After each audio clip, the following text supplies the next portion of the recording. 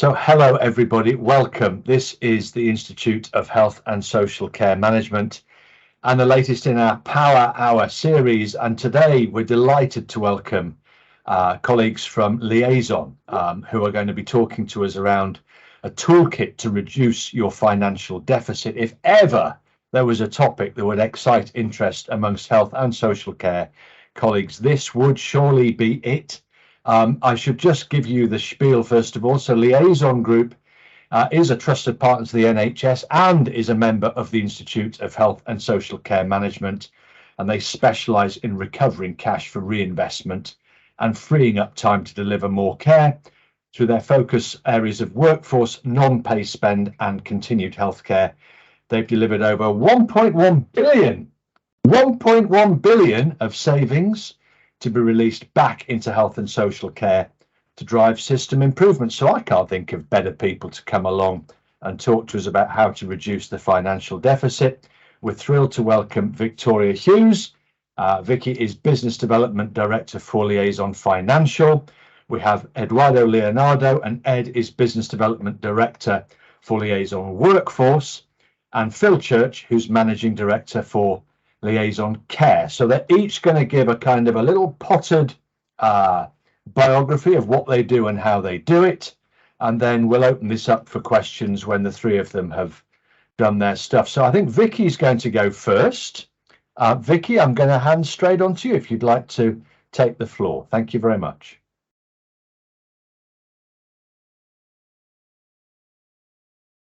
Thanks, John.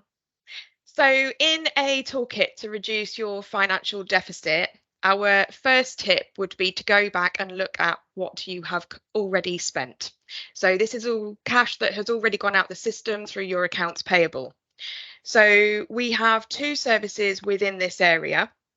The first one looks at the VAT, and the second one looks at the whole accounts payable data to look at anything that either with a VAT has been paid and not recovered, the VAT, or any accounts payable payments that have been paid, either duplicated or is now a credit on an account because it's been overpaid. So the two services that we offer, the first one is a secondary VAT review. It's a light touch review for any organisations that don't have Liaison as their first VAT advisor.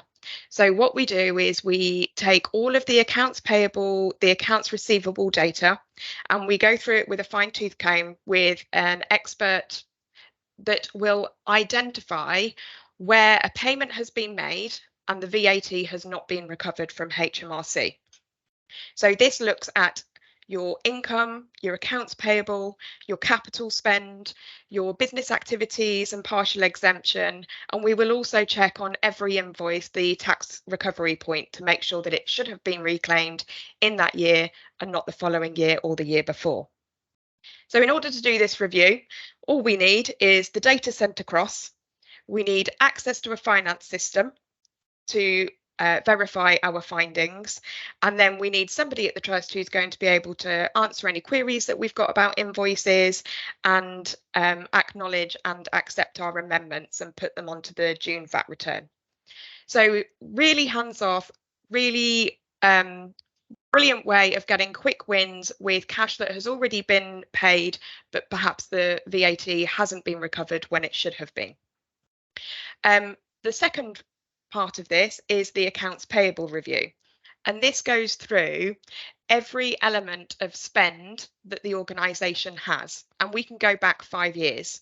So we will look at every transaction and look at any payments that have been duplicated, any payments that are sat with suppliers and the suppliers haven't made the organisation aware that there is a credit on the account. And what we'll do is we will get in touch with all of these suppliers directly and liaise with them to recover the money back to the organisation that it should be sat with. So both of these reviews are looking at what has already been spent, looking at where we can recover cash back into the organisation, and then our recovery specialists will then go and get that cash back. So our first tip is to go back and look through what's already gone out of the system. Should it have gone out of the system, and is there any VAT that can be reclaimed on that? In a very simple form. Sounds to me as though that's Vicky done. I must say, I suppose, Vicky, for people who aren't using Liaison but are just interested in how they might reduce their financial deficit, it's just making time and having a process to go back and look at all of this previous expenditure, get the data out for yourself and figure out where you may have the opportunity to make a claim. It is, John. And one of the benefits of doing this review, or doing a review looking into this area, is that while we are doing that, we will actually look at the processes to identify where they can be bolstered, to make sure that this isn't going to happen the following year and the year after. So we will advise the organisation where they need to adjust their processes, where they need to make amendments, so that in future, either that duplicate repayment or the VAT that never got claimed, so that the lessons are being learnt internally, so that this doesn't keep occurring. Got you. Thank you very much. Well, look, we'll open up for Q&A when all three have finished. I think that's the fair thing to do. Otherwise, we run the risk of running out of time. So thank you very much, Vicky. I'm going to ask Eduardo Leonardo now. He's going to come at this from a position of workforce, I'm guessing. Ed, so if you'd like to go ahead, the floor is yours. Thanks, John, and thanks, Vicky.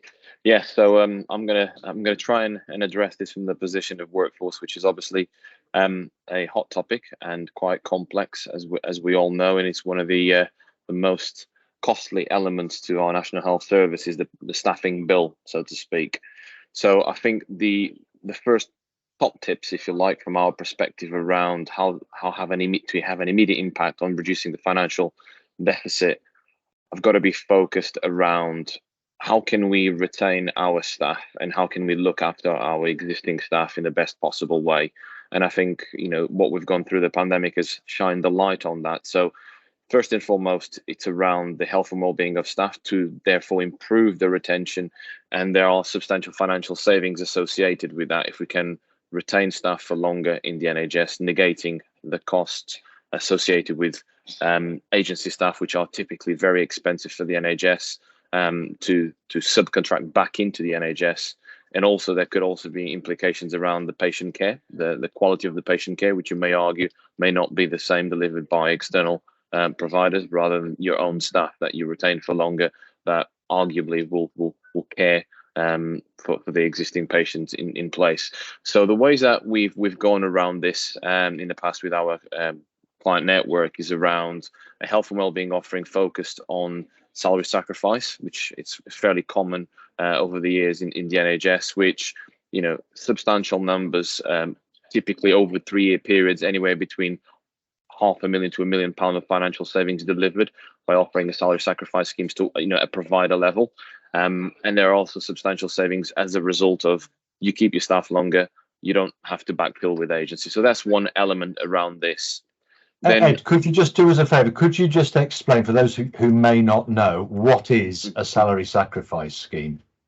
Certainly, John. So a salary sacrifice scheme is where you offer your substantive staff a package of benefits available to them that they can effectively decide to participate on. And this can be anything from typically what from our own use space is just your tech, home and white goods technology. That's one of them. It's quite a popular one. Holidays, that's another example.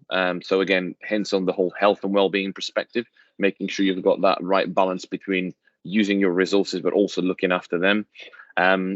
Typical incentive vouchers, so discount codes, etc. But also being able to provide an employee assistance program. So you've got that always come hand in hand around the benefits as well as the looking after your staff. So that's what that is in question. The other top tip that we focus on is around, I describe it as looking upstream from a workforce management perspective. So we've all known the challenges that the National Health Service faces with recruitment. It's always been a challenge to have enough staff. So what we try to do with some technology enabling this is around workforce analytics, being able to understand, bring forward the understanding for trusts around their typical recruitment demand and talent demand. So you're talking, when I say bring forward, bringing that forward by 1 or 2 years in advance of said events taking place. And the relevance of this for the financial impact is around being able to take the preventative measures to stop you losing your staff. If you can retain them, you'll no doubt have a saving associated with that, because if you keep them for longer, you'll have financial benefits. You improve your patient care as well with regards to that. But also around the analytics and planning, it brings forward the awareness at an organizational level as where does the workforce risk sit within an organization. So this is, in simple terms, telling an organization you have a cohort of staff that are possibly thinking about moving from leaving the organization entirely, and going back to, okay, understand where is that risk and what preventative measures do the organizations can put in place to stop those leavers. So again, typically organizations that have used this successfully to their own advantage, they've identified circa £900,000 of saving from a piece of work that from beginning to end, in terms of having those actionable insights, 4 weeks. So it's been very powerful for those organizations that have taken this on board to identify this. And finally, one element from the workforce perspective is around using the existing resources that you've got, your clinical workforce, in the most possible productive way that you've got. And one of the top tips for us is around, again, using digital technology, task management, to increase productivity with the resources that you've got, but equally increase the satisfaction of the staff that are doing the job, because their day-to-day activities become easier to carry out in the sense of less administrational burdens and manual inputs associated with this.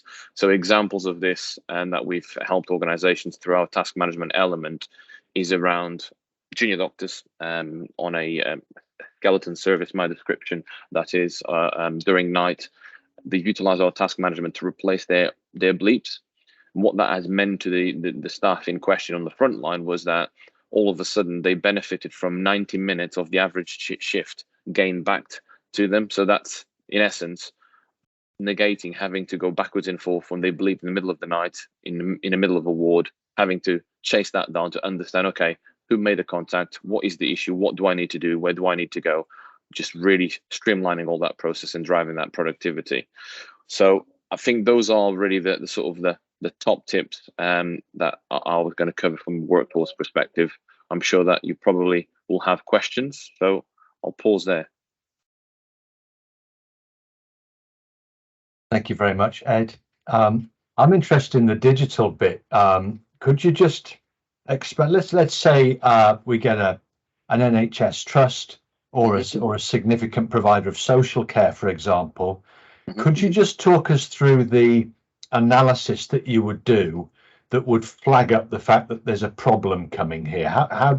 What criteria is it looking at particularly?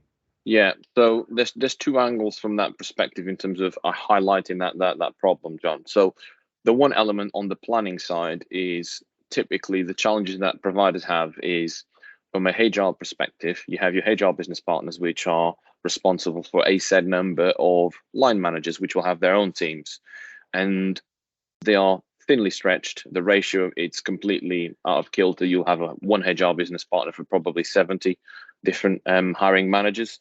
And it all comes down to having the physical time to sit down with every single one of these individuals to really understand what is happening within their teams at the sort of the micro level, and understand the recruitment demand, the sort of health and well-being concerns, the sort of talent succession problems that they may have. So our digital elements of this allow the trusts and the HR teams to increase their capacity by driving automation and effectively having digital conversations directly with these hiring managers, extracting this data, which in simple terms is in the line manager's head, and it's in this raw format, and bringing that back into the HR function.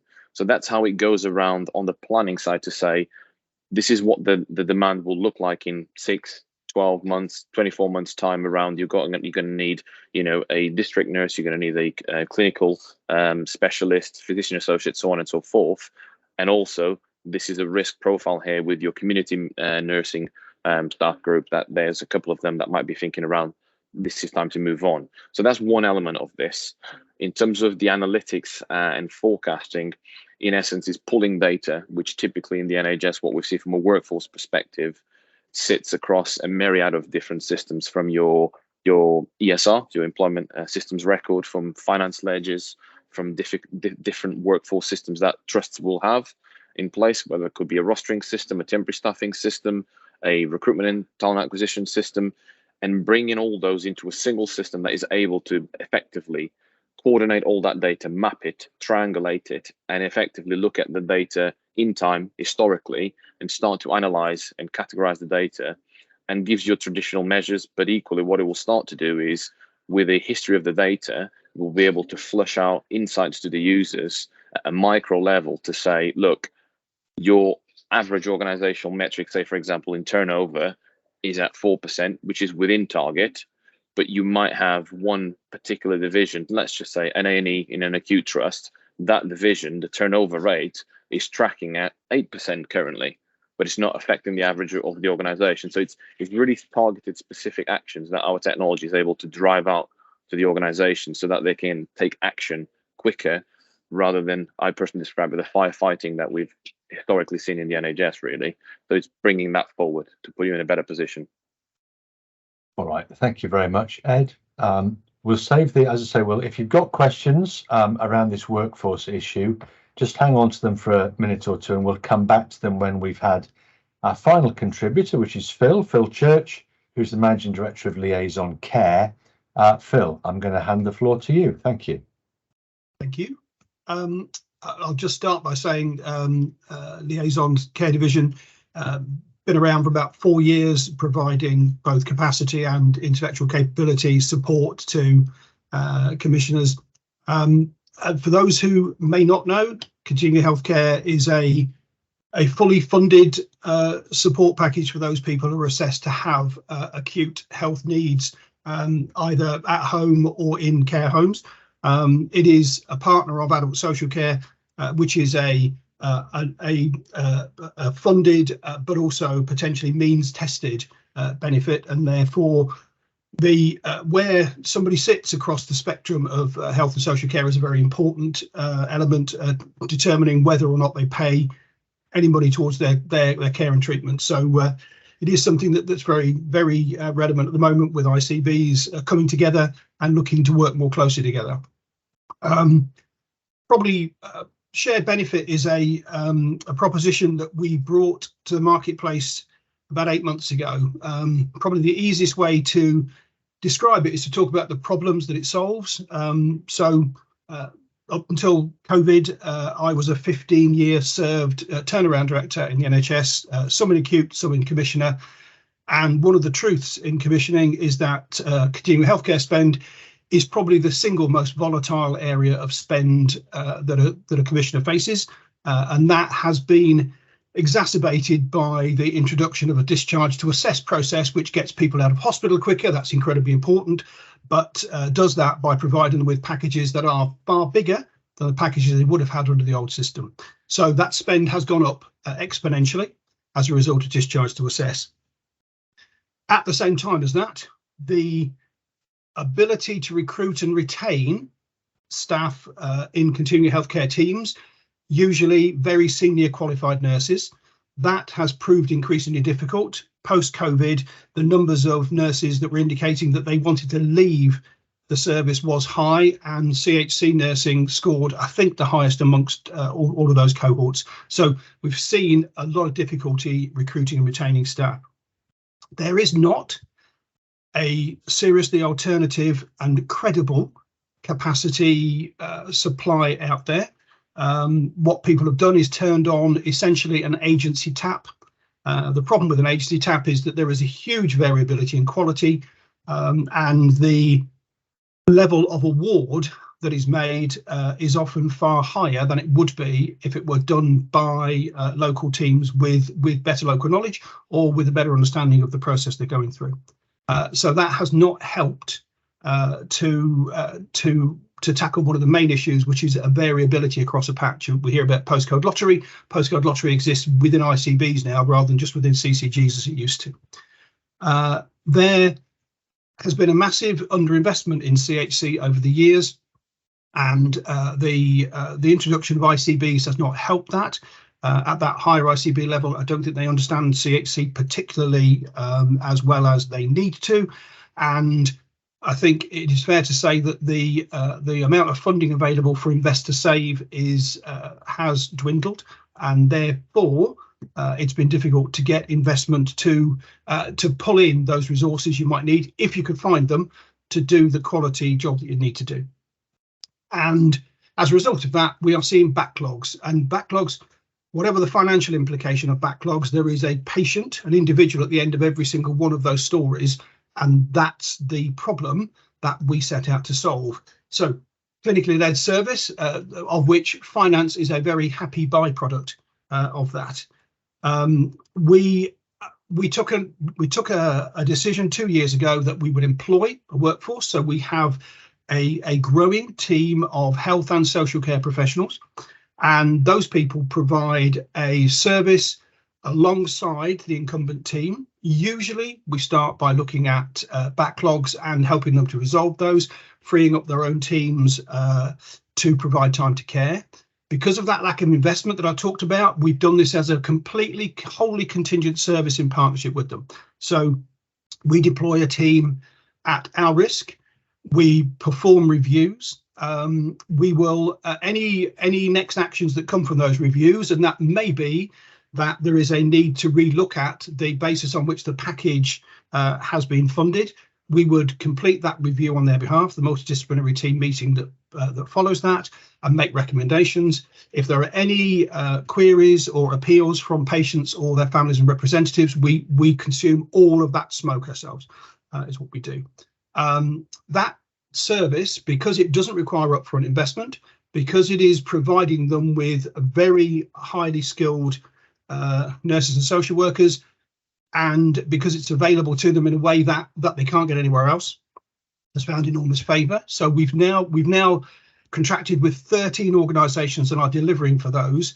And in the first 6 months of running, we have already saved from this proposition alone £7 million. That £7 million is real, as in it has been signed off clinically and signed off financially as being delivered, and it is recurring, of course, and it results from changes in the care package to meet the current and aspirational needs of the individual that is being assessed. So we have to date received over 2,000 cases, and we are working through those cases with our various partners, and as a result of that, as I say, £7 million has come out. We are looking at next stages of this programme. For example, a number of our customers are saying to us, it's great that we're right-sizing our packages here, but how do we stop the same kinds of errors coming through the system in the next 1, 2, 3 years? Well, the way you do that is you revise the pathways, the processes, and the way that people undertake reviews through training and so on. And we're offering some transformational consultancy type support to help with that. That's the first thing we're doing. The other thing that we're offering to people now is an audit and assurance capability for the longer term, and that enables them to ensure that if they get their costs to an optimum level, that those costs don't creep back up to where they would have gone to before if they'd been unchecked. So we offer a mechanism that enables them to keep sense checking that, to make sure that the decisions are still being made correctly and that the teams are still performing to the right level. So all of those things are available.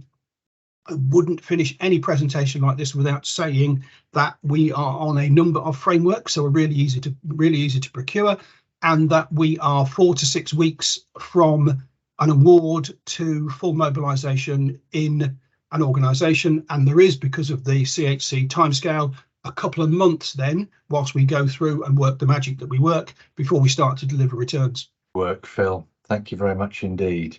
Well, look, I guess I think I want to try to set some expectations with our audience who who, many of whom might not know about Liaison, may not understand what you do and how you do it.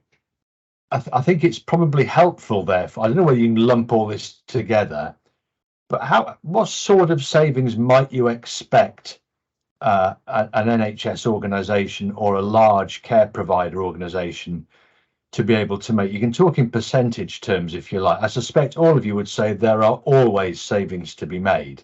You never walk away and find that nobody saved any money. But what sort of percentage, if you do the sort of diligent analysis that you guys would do, what sort of saving can people expect? Vicky, would you like to go first? Definitely. So putting a number on it, John, with the VAT re-review, bearing in mind this is a secondary review for organisations that already have a VAT advisor and have already made their VAT reclaims on a monthly basis, we're going back over the last 12 months. We did 40 of these last year, and the total recovery was £10 million. So you're looking at about 250,000 on average per organisation.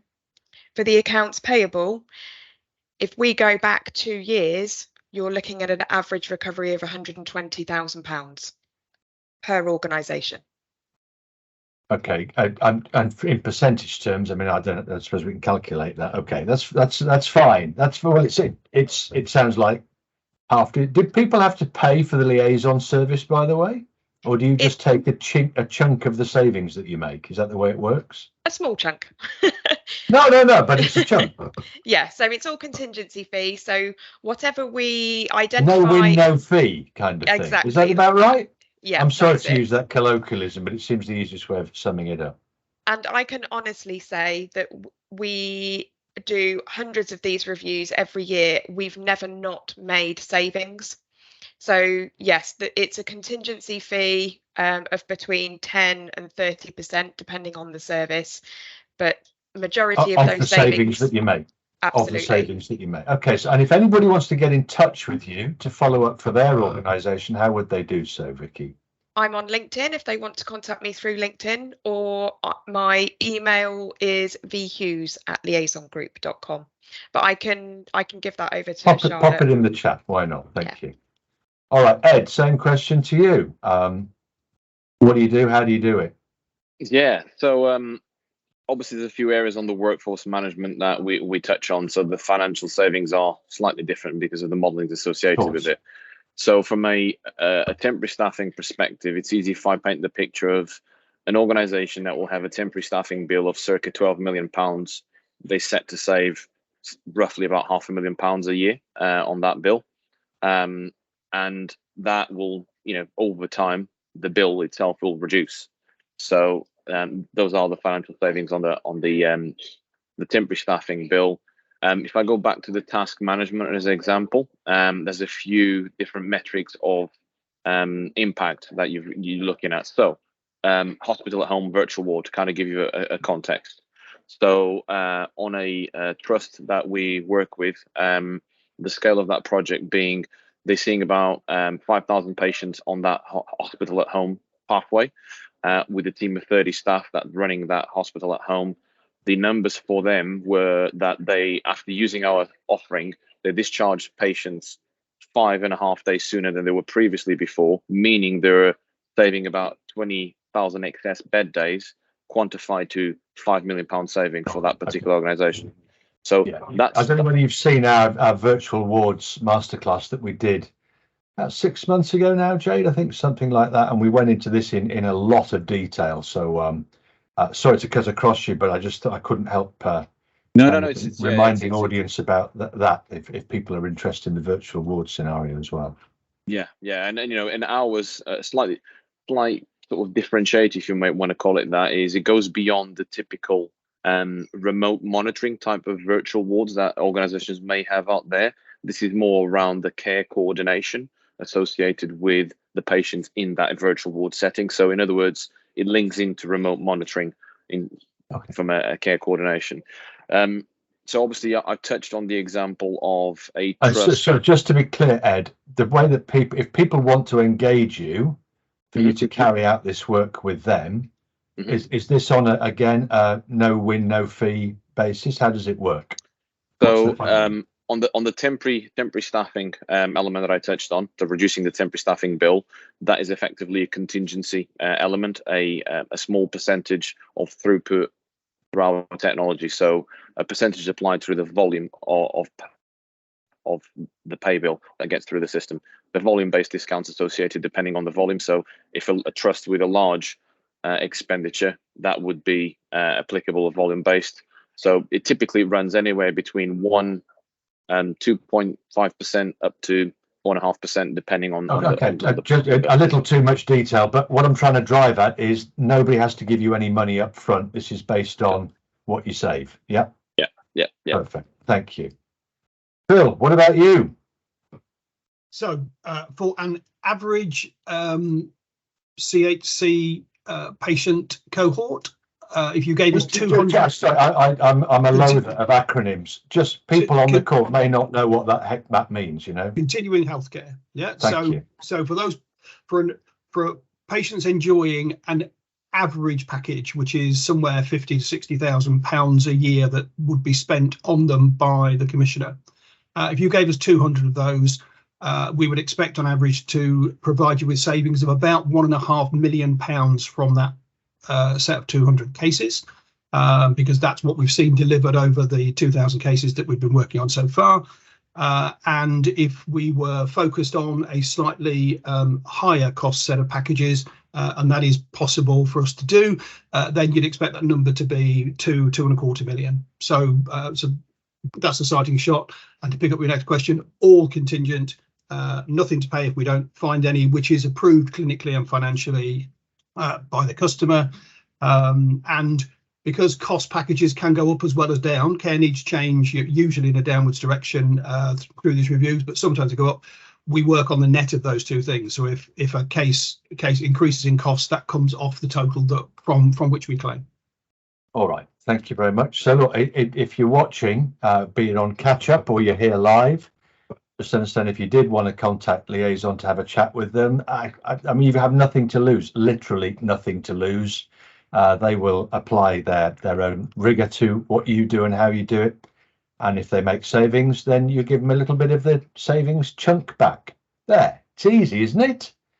Okay, do we have any questions from the audience? I wonder, would anybody like to ask? And feel free, this doesn't have to be about Liaison. It could be just about your own circumstances, specific things that you're looking at and thinking, crikey, I'd love to make some savings there. I wonder how I might start to go about that, even without Liaison. Feel free to ask. Now is the time to do it. These are good people who know their stuff, so feel free.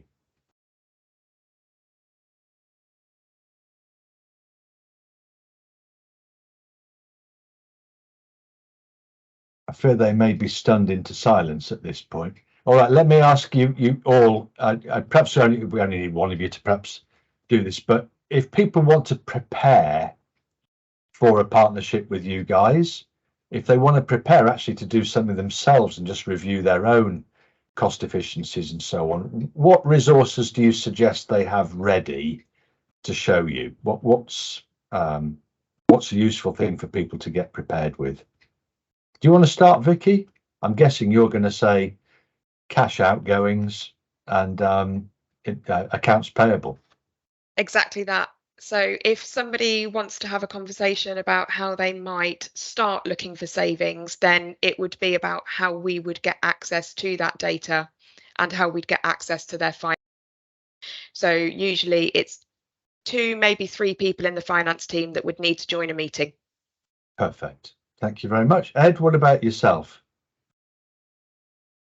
So starting with the annual expenditure for temporary staffing as a starting point, and similar to Vicky's point, 1 or 2 team members, so typically chief people officer, deputy chief people officer, finance colleagues into a meeting as a starting discussion.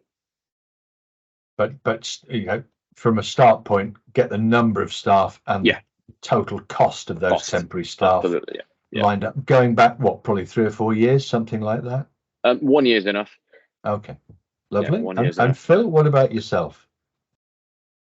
So from an internal perspective, we'd be asking for a forward visibility of a caseload so that we could help to triage those patients that were most in need of an assessment, either clinically or because of the length of time since they'd last had one. And that's a relatively straightforward exercise, lifting that from their case management system and supplying that to us. If they're looking at why they might need such a service, there are a number of national benchmarks that are published. Everybody should know where they sit against those. The key measure, from my point of view, is what proportion of cases that they see do they award continuing healthcare as a fully funded service to. And the national average for that is somewhere between 18 and 21%. If they are in that ballpark, then relatively speaking, they have an effective service, it would appear. If they are well below that, then the chances are that they have got a dissatisfied patient population. And if they are well above that, then they've got a very happy patient population, but a very unhappy finance director. So that would be probably the key measure I want to look at. And then the variability across their places would be the next thing that they ought to be looking at. They ought to be able to look at a case and know that it receives exactly the same treatment in any part of their region, and also compared to their neighbours.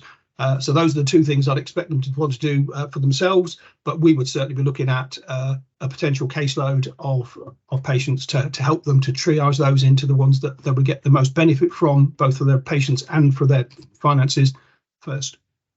Lovely. All right. Thank you very much. Well, do we have any final questions from anybody on the call? It doesn't appear so. So I'm going to end the power hour there by just first of all saying, look, repeat myself rather. You know, if you are looking at where you've got a financial deficit, or you're just simply looking to make some savings in your organisation, why wouldn't you give colleagues at Liaison a call and try to find out whether and how they can help you? The other point I would make is there's never nothing. I'm sorry about the double negatives there. There is always something that any of us can do if we're looking to cut costs or improve efficiencies. And you may want to even just go and chat to other people who provide what you do in your own network, and just kind of have a little bit of a brainstorm around what have you each done that may have worked or may not have worked. And you'd be amazed how much stuff you might uncover through that simple step as well. But for today, I'm going to express our huge thanks on behalf of the Institute of Health and Social Care Management to Vicky and Ed and Phil. Thank you so much, all of you. Thanks to Liaison. Thank you to Jade and Charlotte behind the scenes as well today. We're most grateful, and we'll see you all on the next Power Hour. Thank you very much, and bye-bye. Thank you all.